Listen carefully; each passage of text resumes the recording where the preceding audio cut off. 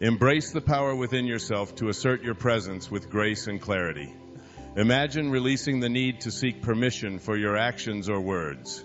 When you communicate, instead of phrasing your inquiries as if they depend on someone else's approval, affirm your intentions with confidence. For instance, rather than asking, "Would you mind if I ask you a question?" simply state, "I would like to know," and proceed with your question. Likewise, instead of phrasing your return request as, "Would you mind terribly if I return this for a refund?" be clear and assertive with, "I am returning this because I am dissatisfied." When you need to step away from your current activities, replace the hesitant inquiry, "Is it all right, dear, if I go out for an hour?" with a declaration of your plans. "I am going out, dear. Is there anything you would like me to do while I'm away?" This approach reflects a sense of self-assuredness rather than seeking permission. Understand that living your life authentically does not necessitate disrespect towards others. Rather, it's about honoring your own rights without playing the role of a victim. It's essential to communicate your needs and desires with the respect and consideration that aligns with your inner strength. When engaging with others, let your presence be felt by maintaining eye contact. When you look away or down, you convey a message of self-diminishment. By looking directly into someone's eyes, you communicate self-worth and strength. This simple act is a reflection of your respect for both yourself and the person you're speaking with. In my own experience, whether addressing a large audience or conversing with individuals, I always strive to connect through eye contact. It serves as a bridge to the soul, a silent affirmation of mutual respect and genuine engagement. Should you face requests or demands that do not align with your desires or values, respond with clarity.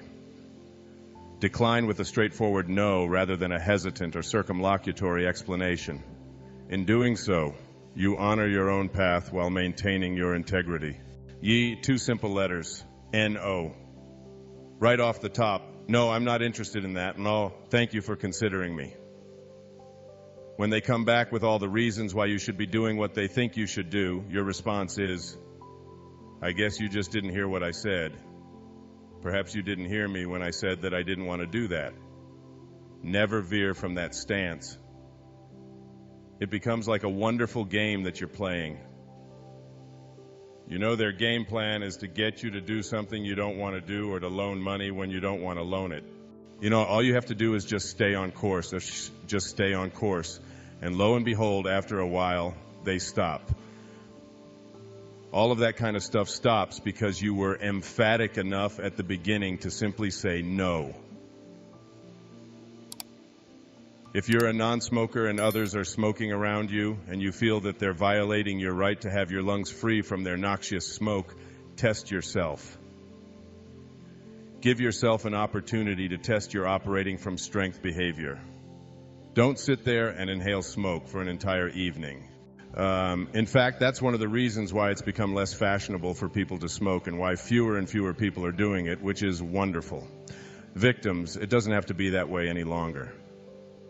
Now you're seeing it reversing. People are beginning to pull their own strings from. Try calling some people by their first name instead of yes, cheering, and doctor this, and professor that, and sir this, and all that, just to see what happens. You'll find that when you keep yourself level with other people, if they're calling you by your first name, they're not any better than you because they have a title, right? Having a title isn't necessarily a way to show people respect. You don't show people respect by what you call them. You show people respect by how you interact with them and how you treat them as human beings. In calling your physician by his first name or whomever it may be, if it's not a problem, then do it anyway. If you're working on not elevating other people in importance to you, then you have to work on it in all kinds of areas. The thing you fear the most, you'll find that those people had nothing there to fear in the first place. I prefer being called Wayne. I don't like it when people call me doctor or professor. I don't need that. When someone comes up to me and says, "Hi, Wayne, how are you doing?" or whatever, I always feel that they're operating from strength. I have more respect for that than for the need to place a title. Never be afraid to go over someone's head if you feel like you're being victimized, whether it's in a store, a business, a bank, or whatever it may be. You don't have to do that callously, but simply don't assume that because someone has told you something that puts you in a position of being a victim, you have to accept that. There's always another way. As long as you keep an open mind and know that there's someone else you can go to, some other avenue you can take, you'll find yourself less and less victimized, especially when those people know you're not afraid to do that. I've found that when dealing with people at banks, I go directly to the person with authority if I want something. It's much more effective than dealing with all the people in the middle who are paid to keep you from reaching the decision maker in the first place. When you're being interviewed for a job or in a troubling situation, that's a good time to practice assertive behaviors. Don't say things like, "I'm not sure if I could handle this." Instead, say, "I'm sure I can handle this." I found in my own life that there's never been anything I couldn't handle if I really put my mind to it. You send out that kind of signal, but it has to come from integrity, honesty, and a belief that you know inside there is nothing to be afraid of. Finally, refuse to pay for poor quality and refuse to tip for it as well. Stand up for that. It isn't just an obligation to turn over your hard-earned money to someone who is giving you poor service or poor quality. You're entitled to the best if you pay for something. It doesn't mean you have to treat others in a supercilious manner. It just means you're entitled to good service, and you don't have to be obnoxious or cheap about it. I consider myself a very generous tipper. I've always believed that if you're debating between giving $3 and $4, always go with the higher number. What goes around comes around, and it's just a good way to be. It's what your purpose is all about: giving, sharing, and caring for others. If the service is poor, I don't just leave nothing. I generally tell them, I see you're really having a tough time here tonight. There's a lot of people, and it must be difficult. Generally, they will explain what's going on. Maybe a cook in the kitchen didn't show up, and you can walk out not feeling like you were victimized. Instead of just sitting there and fuming, ask, "I was just flying on an airplane the other day. We were 20 minutes late and the pilot had made no announcement. I feel victimized when things like that happen. I feel that I'm the one he's flying here. That's the reason he's got all those bars on his uniform. Because of people like me who are willing to plunk down several $100s to go from Chicago to New York. Here we are 25 minutes late, and no announcement has ever been made about that. We took off on time, and I feel the passengers are entitled to know that. I just sent a note to the stewardess asking if the captain could please make an announcement about why we're late. Sure enough, in another minute he made an announcement and even apologized for not having done it sooner. Rather than sit there like a victim, wondering what's going on, I took action. He said there were some storms over Lake Erie or someplace and they had to veer around them. I was grateful. I don't want them flying through those storms. I just want to know. I believe that I'm entitled to that. Rather than being angry, you operate from strength. You quietly and effectively get what it is that you're looking for. That's really the message here. You don't have to be a victim ever. If you are, look at your own behavior rather than those who are treating you in a way that you don't like. One of the big victim traps that so many people find themselves in is being seduced by what is over. I always tell people what is over is over. You can't change it. You can't should have done it. You can't would have done it. You can't could have done it. You've got to stop all that shouldering on yourself. What you want to do is look at how you get victimized by things that have already happened. I remember moving from Michigan to New York when I took a position as a professor at St. John's University in 1971 or 1972. I arrived on Long Island with a brand new home on a Wednesday. We had left on Wednesday, drove there, and got there on a Friday afternoon. I had a new little baby girl. We got to our home and there was no electricity. I called the Long Island Lighting Company. It was Friday afternoon. I said to the girl who answered the phone, "I'd like to have my electricity turned on. We've got a little baby and we need to have warmth."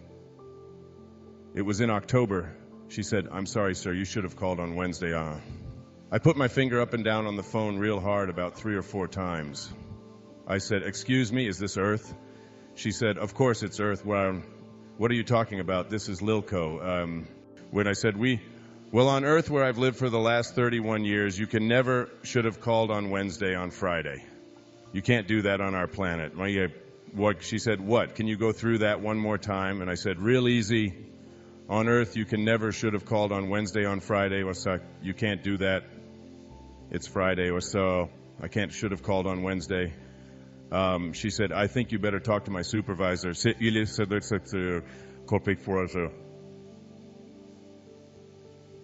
It took me like 3 supervisors before I got someone who understood that I didn't want to be told what I should have done or what I could have done.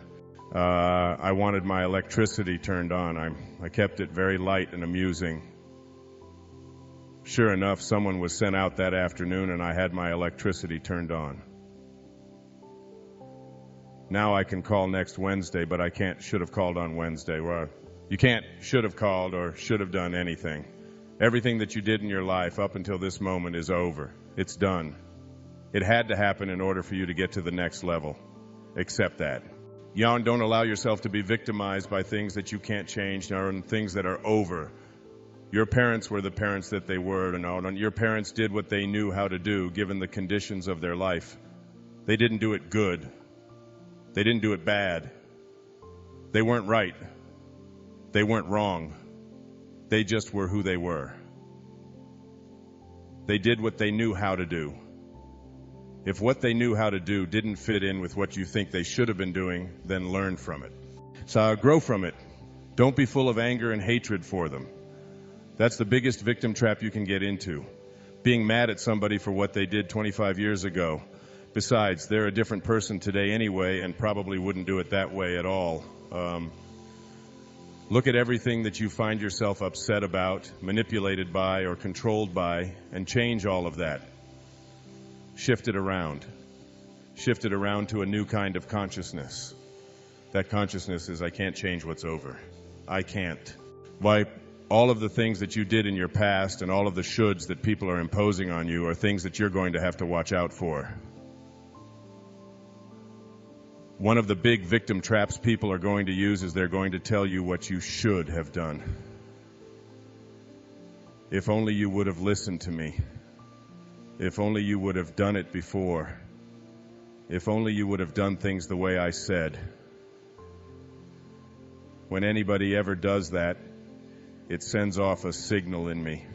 There's a flag that goes up. I put that as a mental flag, and it goes right up into my head. That flag says, I can't should have done it that way. I already did it. That's already over. If somebody starts telling me over and over, if only you would have listened to me, I will even ask them.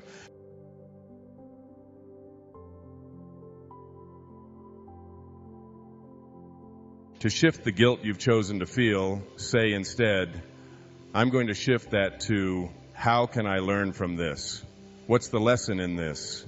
What did I have to learn? I believe that life gives exams, and if you don't pass them, you just keep repeating them over and over again. Many people use this guilt trip, making their whole life an enormous trip of guilt. They always feel bad about what they've done and why they did it, always putting themselves down and finding fault with who they are.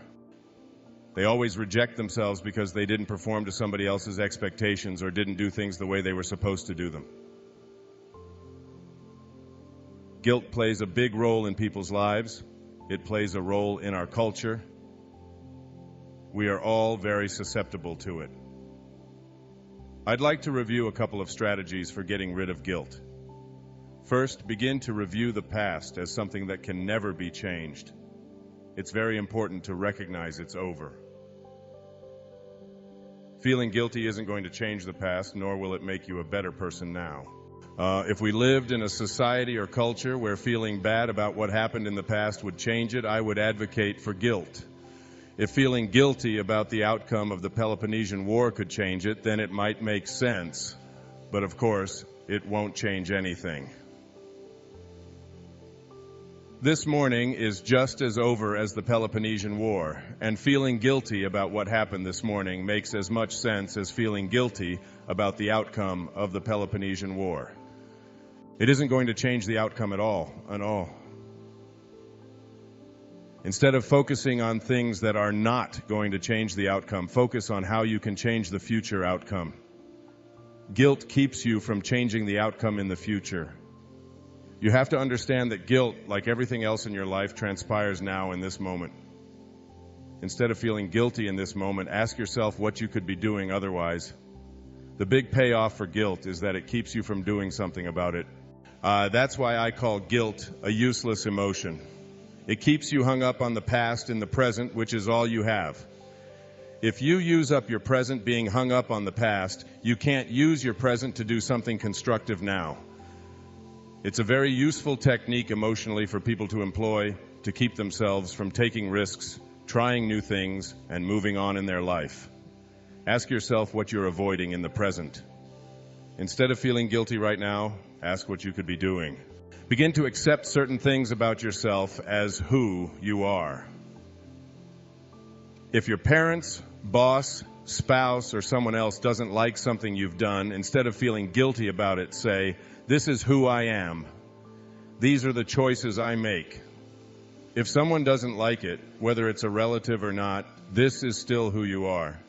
While you don't need to rub it in anyone's face, you should not choose guilt when they respond negatively to who you are, how you dress, what you say, the language you use, the people you associate with, the car you drive, or the job you have. Oh, there will always be people who don't like it. If you feel guilty about that, you're giving them control of your life. People use guilt to control you, just like the woman in Jamaica who practices her little routine to get people into her hut. People try to get you to live the life they believe you should be living. As long as you are willing to do that, guilt will be the tool they use. You need to teach people in your life who use guilt on you that it is no longer going to work. How do you do that? You don't do it with a lot of arguments. You don't do it with a lot of talk. You teach people with behavior, not with words. What you are speaks so loud I can't hear what you say. Let people know as they start using guilt on you that it isn't going to do any good at all. You're still going to dress the way you want to. You're still going to be with the people that you want. You can simply say things like, "I understand that you don't approve of that. I understand you don't like that. This is who I am. This is what I've chosen." Begin to feel good about that. It is something that makes you feel strong. People always like strength, not weakness. That's true about ourselves as well. We like ourselves when we're strong, when we resist an addiction, when we resist doing something that we know is self-defeating, when we stand up to someone that is difficult for us to stand up to. Even though it may be painful at the moment, we like ourselves better when we do that. Teach people who use guilt on you that it no longer applies in your life. Now, the opposite of these useless emotions is worry. The reason I say opposite is because worry is using up the present moment to be immobilized about something that's going to happen. You don't worry about the past. You feel guilty about the past. Guilt is about the past in the present. Worry is about the future in the present. Remember, everything is experienced now in the present moment. But the payoff for worry is asking, what could I be doing in this moment if I weren't worrying?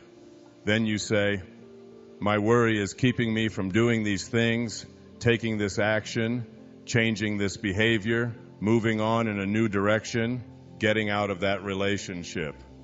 People worry about everything. They worry about their health. They worry about their children.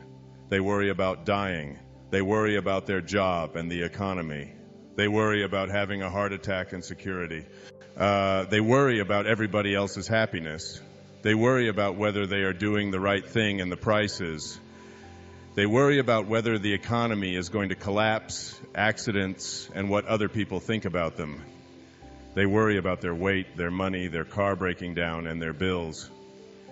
They worry about their parents maybe getting sick, getting into heaven, or what if there's no God? They worry about the weather, getting old, flying, or their daughter's virginity. They worry about talking in front of groups, going into the city, and even the most neurotic of all, worrying about having nothing to worry about. I've had people say, I don't have anything to worry about, but that worries me because I just know that when I don't have anything to worry about, something's going to go bad. And there they go, off again. Here's the greatest piece of advice that any human being could ever receive. I know that sounds a little conceited, but it is the most important advice you could ever get about worry. But listen carefully. It makes no sense to worry about the things that you have no control over. If you have no control over them, it makes no sense to worry about them. Right? If you have no control over something, like getting older, dying, or getting into heaven, then worrying about it isn't going to do you any good. It makes no sense to worry about the things you have no control over, because if you have no control over them, it makes no sense to worry about them. Oh, it makes no sense to worry about the things that you do have control over, because if you've got control over them, it makes no sense to worry about them. That covers everything you could ever worry about in your life. If you don't have control, relax, flow, and let it go. Worrying about something you have no control over makes absolutely no sense. If you do have control over it, then take control. Whatever it is that you want to do, if you're afraid of flying in an airplane, you have control over that. There are trains available, there are cars available, there are courses and ways to go about learning how to eliminate your fear of flying. You can either do something about it or choose not to do something about it. Either way, it isn't going to make any difference in your life if you choose to worry. It just doesn't help anything. Once you learn that, you can begin to assess this whole business of why you would choose guilt or worry in your life. You look back over and over again at it. 1, you dissect it, you tear it all apart. You go to your analyst and spend 1,000 years in therapy. You find out that everything you experience in your life, you experience in the present moment, the working unit of your life. You experience it in the now for a reason. If you choose guilt, if you choose worry, you cannot be active, creative, fulfilled, changing, and doing all kinds of good and exciting things for yourself in your life. Now, if you are occupying your now with worry and guilt.